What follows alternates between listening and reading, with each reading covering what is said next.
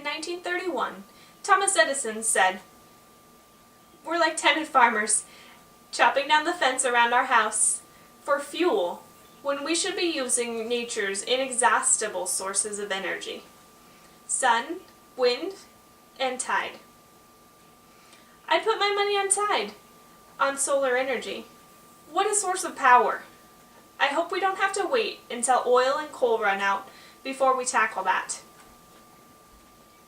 Here we are, nearly 80 years later, and nothing has changed. From the nearest estimate, if we keep using coal as we are now, we have about 250 years left. And since consumption increases daily, we're talking about running out of power before our grandchildren are fully grown. Imagine a world without electricity. Doesn't that scare anyone? It sure does me. And not only are we running out of this power source, but it's a very dirty one. The United States burns over 200 billion tons of coal each year. To break that down, that's about 20 pounds of coal for each person each day.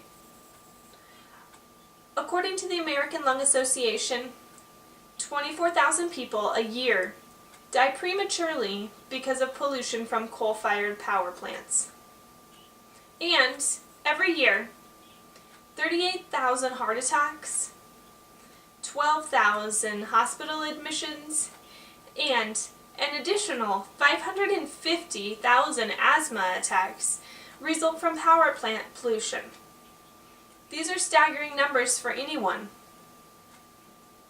Burning coal contributes to 40% of the United States carbon dioxide emissions. Coal is the most carbon-intensive fossil fuel. According to the United States Environmental Program, coal emits around 1.7 times as much carbon per unit of energy when burned as does natural gas, and 1.2 times as much as oil.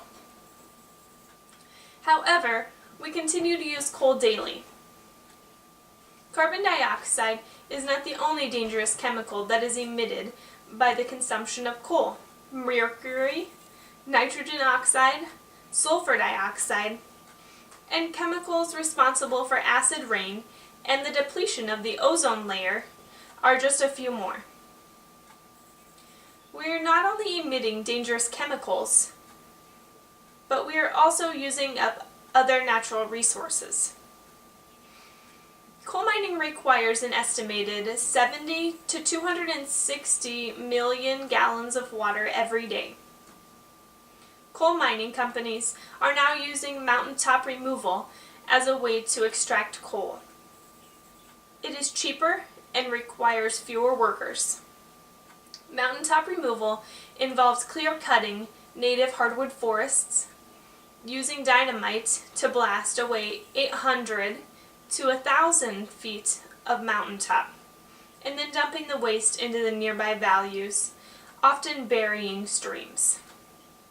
More than 1,200 miles of Appalachian streams have been buried or damaged by mountaintop removal mining.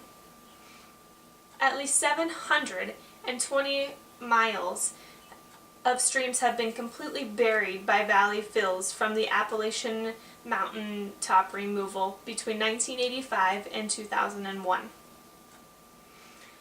400,000 acres of rich and diverse temperate forests have been destroyed during the same time period as a result of mountaintop mining in the Appalachian Mountains.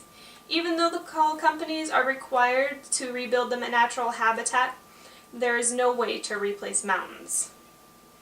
During the presidential campaign, you may have heard talk about clean coal. There is no such thing at this point in time. They talk about how coal plants can capture the pollution they emit to stop it from entering into the atmosphere. But there are currently no plants in the United States that are capable of doing this. It has been said that the idea of clean coal is the same as the idea of a healthy cigarette. We have many other options for power: wind, solar, geothermal, tide, and nuclear, just to name a few. An investment in wind power produces nearly 4 times as many jobs as the same investment in coal power. And an investment in solar power produces almost twice as many jobs, and building retrofits more than 7 times as many jobs as coal power. Not only do other power options offer us new jobs and new opportunities, but they also offer clean, renewable energy. It is something that we need to invest in for our future and for the future of the following generations. Going green is a necessity. It is not an option.